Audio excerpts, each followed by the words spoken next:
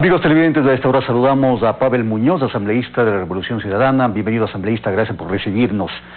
Quisiera hablar del tema electoral porque hay quienes dicen que la Asamblea Nacional ha guardado una especie de silencio cómplice frente a lo que está sucediendo entre el Consejo Nacional Electoral, el Tribunal Contencioso Electoral y las elecciones que podrían estar en riesgo.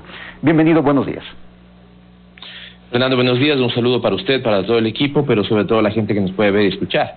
No había escuchado esto, pero no me sorprendería de un silencio completo de la Asamblea Nacional.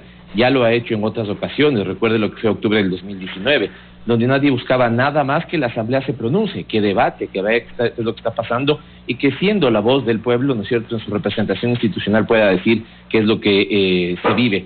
Hoy lo que usted señala, Fernando, es absolutamente preocupante porque tan solo con que se mueva un día la fecha, el calendario de las elecciones que están fijadas para el 7 de febrero, desde mi punto de vista sería una puñalada en el corazón para la confianza y la credibilidad de las elecciones.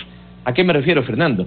Lo que están generando es un escenario propicio para que los perdedores, ¿no es cierto?, uno o varios, acusen de falta de transparencia en el proceso electoral. Y al Ecuador, créame que eso no le conviene. Al Ecuador le conviene que el 8 de enero, quien gane las elecciones, el 8 de febrero del 2021, quien gane las elecciones, pueda tener el apoyo de todas las fuerzas políticas para sacar este país adelante. Si no, nos vamos al despeñadero, Fernando. La Asamblea Nacional puede hacer algo en este momento, porque se entiende que es la que puede someter a un juicio político a las autoridades electorales, pero ¿cuán conveniente es y la ley permite o permitiría esta posibilidad a estas alturas del partido, como se dice?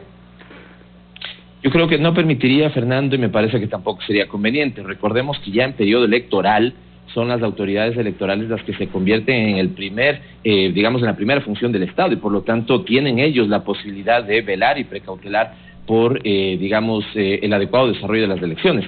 Tanto así, Fernando, que yo lo que creo que le falta a las autoridades electorales, estoy pensando en el CNE, pero también estoy pensando en el Tribunal Contencioso, es autoridad, defender el proceso de las elecciones. El Consejo Nacional Electoral tuvo que haber destituido inmediatamente, por ejemplo, al Contralor cuando estaba haciendo una injerencia de funciones en una actividad como la electoral, que realmente no es materia del juez de cuentas. Sí cuidar las cuentas y el buen uso de los recursos, pero no, si están bien recogidas las firmas, ¿no es cierto?, supuestamente, entre comillas, si están bien recogidas las firmas de una organización política. Y una última cosa, Fernando, respecto a esto, en el que quiero ser absolutamente enfático. Estas instituciones provienen de la consulta mañosa que se le engañó al pueblo ecuatoriano. Fernando, recordemos que se le dijo que con la consulta, más o menos, se acababa, ¿no es cierto?, se firmaba la paz mundial, se acababa el calentamiento global y Ecuador de la noche a la mañana pasaba a ser Suiza. Pero el conflicto de competencias, fíjese todas las que están en este momento involucradas, ¿no es cierto?, dando una sensación de caos en el Ecuador. El Tribunal Contencioso Electoral en conflicto competencial con el Consejo Nacional Electoral. Ya se pudo el Consejo mandándole... Esto ya se pudo Perdón, solo para terminar. El Consejo mandándole una consulta a la Corte Constitucional. La Fiscalía preguntándole a la Corte Nacional. La Corte Nacional diciendo a la Fiscalía si puede entrar. Es un caos vergonzoso, absolutamente vergonzoso. Ahora, este tipo de situaciones ya se advirtieron en el pasado, considerando los inconvenientes que hubo al interior del Consejo Nacional Electoral. Incluso la Asamblea Nacional planteó la posibilidad de un juicio político, pero ¿qué pasó allí? O sea, la propia Asamblea de alguna manera no actuó y Diana Tamaín y el Consejo Nacional Electoral quedaron inmunes. Por eso yo le insisto, ¿no es que la Asamblea tiene parte de responsabilidad en esta situación que estamos viviendo? Cuando dice la Asamblea habría que distinguir quiénes, por ejemplo, Fernando, ¿no? Y déjeme simplemente hacer una separación para no poner todo en un mismo saco. Por supuesto. Nosotros, por ejemplo, siempre estuvimos en contra de la designación de las autoridades. Y nosotros siempre estuvimos en contra de nuestro punto de vista, el problema originario de todo esto, que es la consulta cuando se le dijo al pueblo ecuatoriano 7 veces sí. ¿Por qué, Fernando? Porque ahí se debía haber cumplido, como siempre y en todo proceso, la Constitución. Lo único que se exigía es que si usted quiere, la Corte Constitucional dé un dictamen de constitucionalidad sobre lo que se iba a consultar al pueblo ecuatoriano. Ahí se hubiera dicho, por ejemplo, que no cabía la evaluación a la Corte Constitucional, por ponerle un ejemplo, porque la Corte Constitucional no estaba dentro de el ámbito, las entidades que podían ser evaluadas por el Consejo Nacional Transitorio.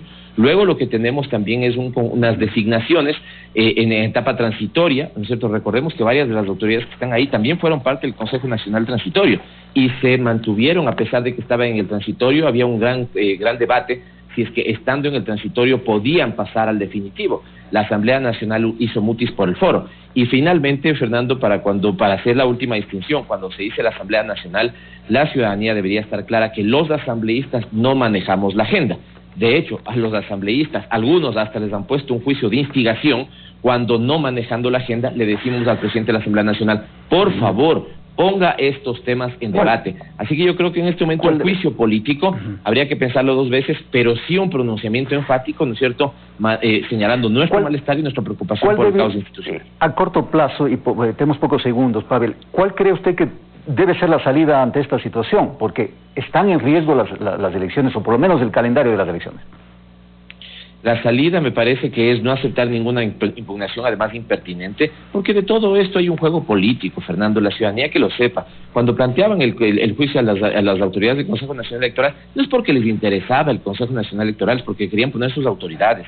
Ahora las impugnaciones es porque no le quieren dejar participar a la fuerza al binomio de Andrés Arauz con Carlos Rabascal. Aceptaron impugnaciones, el que estoy pensando en el caso de Abdalá Bucaram, tardías, que no fueron presentadas personalísimamente, ¿no es cierto?, como ellos querían, y de todas maneras han pasado adelante. Y no resuelven el caso de la participación de Álvaro Noboa. Ya, por favor, pónganse serios con el país, tomen decisiones, digan, esta es la boleta definitiva, esa es la solución, y aseguren recursos, estabilidad, legitimidad para las elecciones del 7 de febrero, sin que se muevan un segundo más de cuando están previstas. Gracias, Pavel. Pavel Muñoz, asambleísta de la Revolución Ciudadana, por habernos acompañado. Hacemos una pausa, ya volvemos con más.